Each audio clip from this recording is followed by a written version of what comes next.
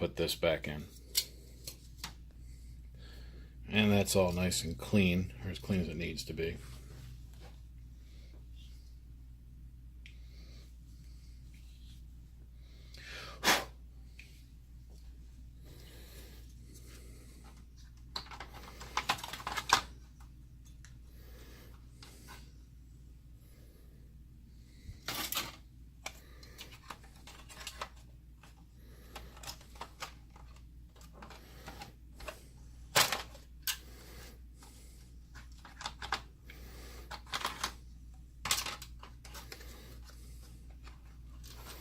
This is always the fun part, I recall.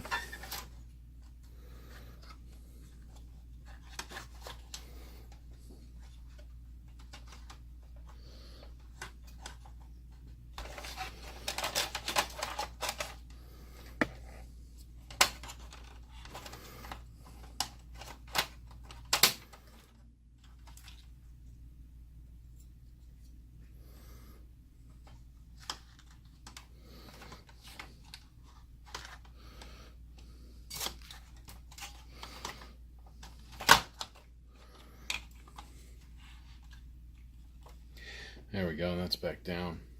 Let's get those screws back in and get it secure.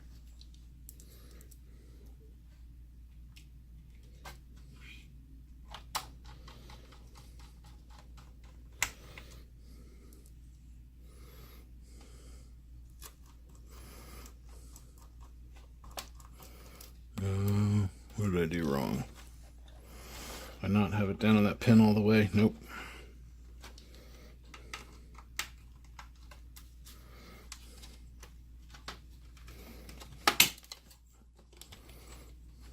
Get that out of the way. These just pop off, by the way. That is not sitting down all the way.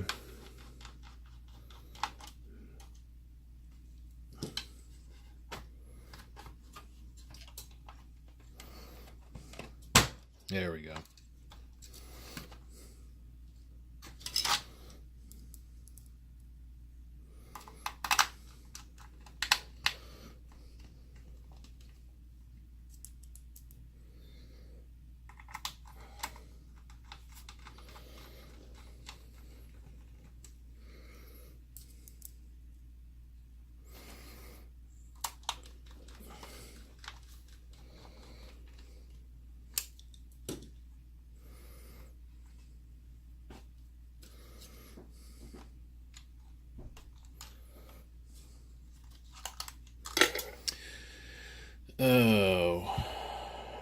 Oh boy. Alright, I gotta pull this back out and snap this all back together. I'll be right back. Alright, so that's back in with the zoom ring in place and the focus ring in place. Screws are back down in there. Next we need to put this shield back in. Make sure I put this back in the right way. Here we are.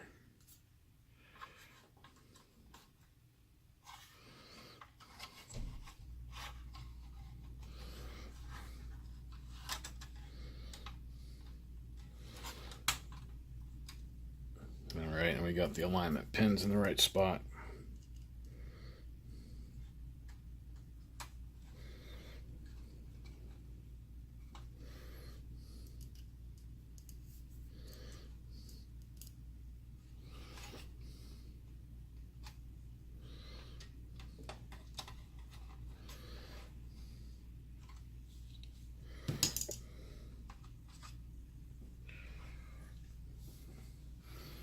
Alright, so that shield's back in, that's all back in. Next we can put this metal plate. And in the interest of time, I am going to continue the rest of this reassembly off camera so that I can actually get to things.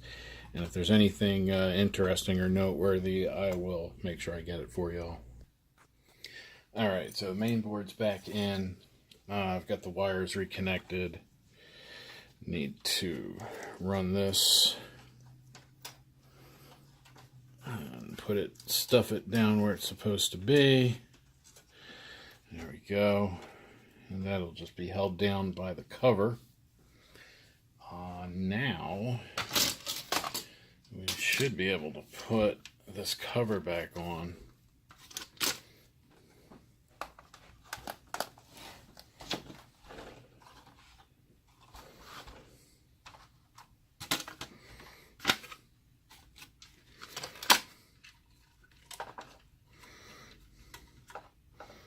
We'll plug back in that super high fidelity speaker, and then the keyboard. These can be tricky, but I don't know, practice makes perfect and all that.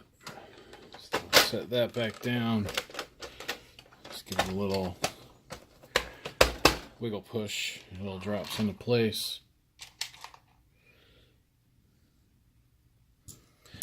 And let's put these screws back in.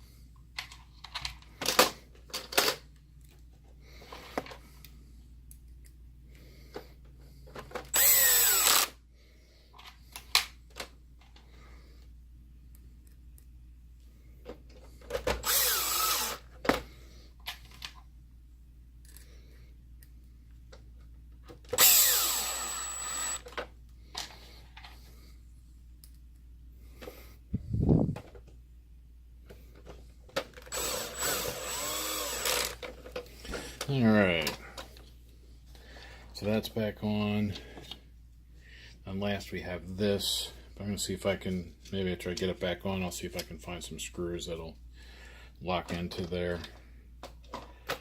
They just go into those threaded things here.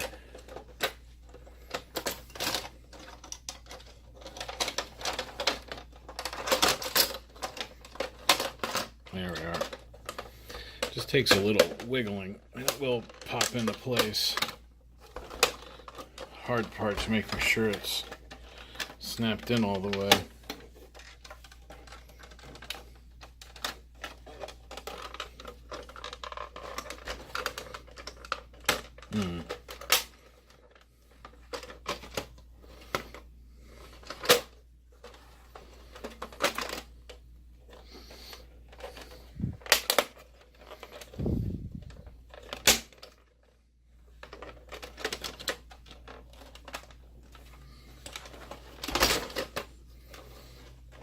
Yep, that's good. And then of course,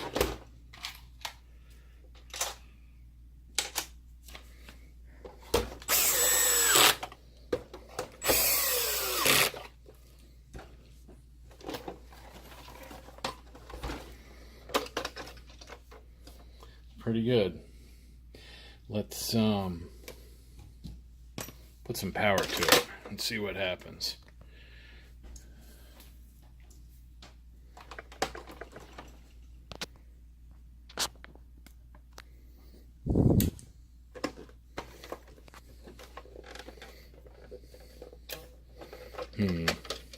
Oh.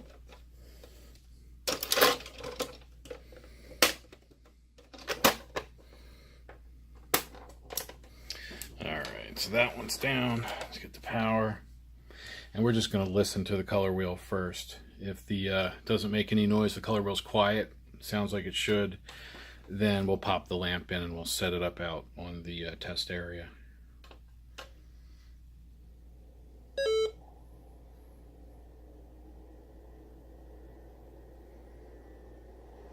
Yep, it spun up. Let's actually just pop a lamp in here real quick and make sure.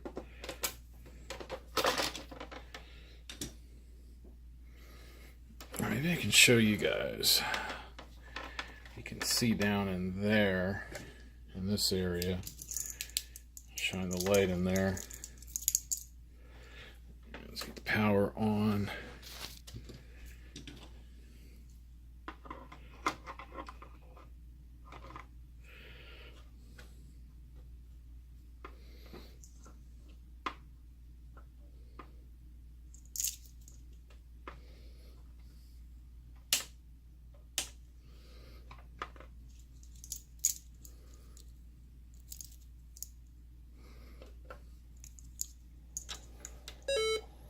Yep, spins right up. Beautiful. Alright, let's pop that lamp in. Alright, let's see how this works. I'm going to connect a laptop. Let's turn that on.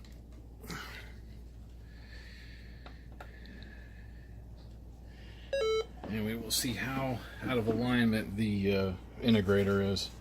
How close I got it and how close I didn't get it. So that I can open it back up again and see what's going on.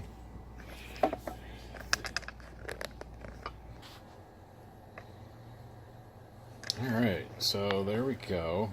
Obviously the lights are on in the room, but it actually turned out pretty good. I got it pretty dang close. It might even be fine. Need to put a test screen up. Let's see. That's pretty good. Let's see if we have any test screens in here. No. Display, setup, advanced maybe? No. Alright, well, let's do it this way.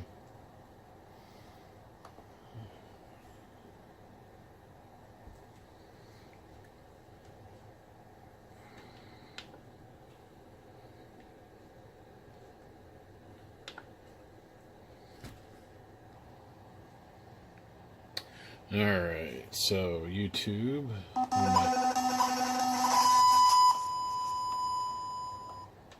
Oof. Okay, that's actually fuzzy on my end. So that's a bad test. 10 hours of color bars. Oh, here we are. It's empty. Let's use this one. Huh. And we just got a bunch of lines. Might not be a good connection on the DLP chip. Let's see. Yep. So something's not tight. And that's fine. Now let's look at a white. Look at an all white image. Oops. I want to make sure the light tunnel is straight, and then I'll worry about the those lines popping up. Yeah, it's actually pretty good. That rolling that you're seeing here, that's just a synchronization issue with the color wheel, but that's a white clear image. So going to open it back up and just tighten that one bracket over there that clamps it into the DLP chip, because that, yeah, makes those lines pop up. So that's called percussive maintenance, by the way. And that'll be it. And then this one will go on my shelf of test projectors, or once I know it's really good, maybe I'll stick it on eBay or something. So if you have any questions, put them down in the thing. Subscribe if you haven't already, and if you do subscribe, thanks. And aside from that,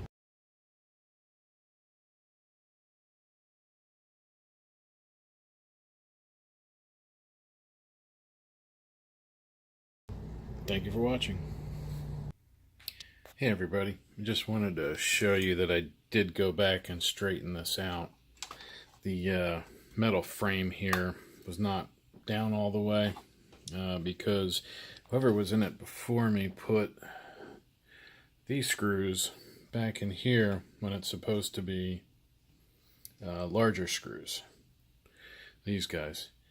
So I took this out and bent it straight. I'm getting ready to put it back in. But first I need to put this back in.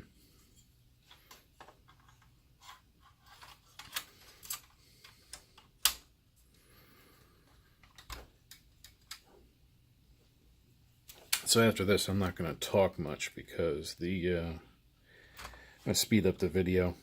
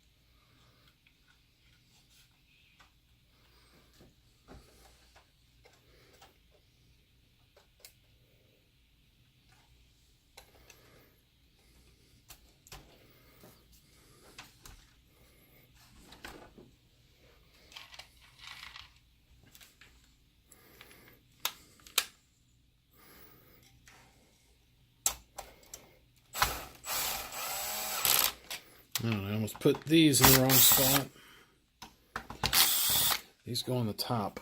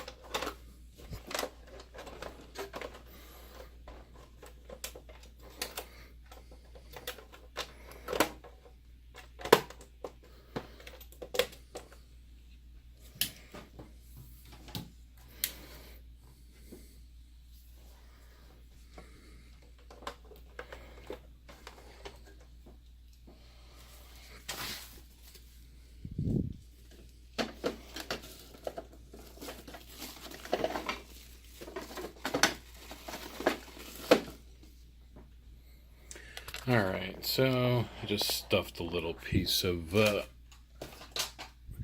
foam bag up there that I keep the lamps in. Just want to make sure there's no lines on that DLP chip.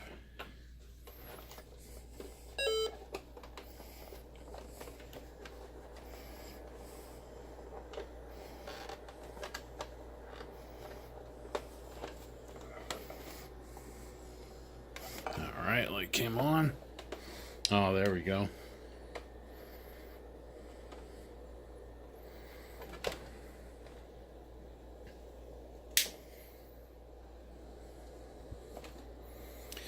Much clearer and no lines. Well, you guys probably can't see that. Let me turn down the brightness. Now that rolling is the sync of the DLP chip, as I usually say. But this is good. No lines appearing, things nice and tight. This projector is good to go. In fact, I am considering giving this projector away for when I get 500 subscribers. I'm at 4 something right now. There's the model, if you want to look it up, TWR1693. It's an older projector. It's about 9 years old, but it has a fairly new lamp. You can put HDMI if you use an adapter. It'll take VGA. You can actually loop it through. It'll connect to a network. Has a trigger output. It's got the old composite and S-video, and even has RS-232, so it's a pretty cool projector. I am going to give away a projector at some point for 500. It's either going to be this one or the Mitsubishi, I think. So if you have any input or suggestions, please put it in the comments below. And as always, thank you for watching.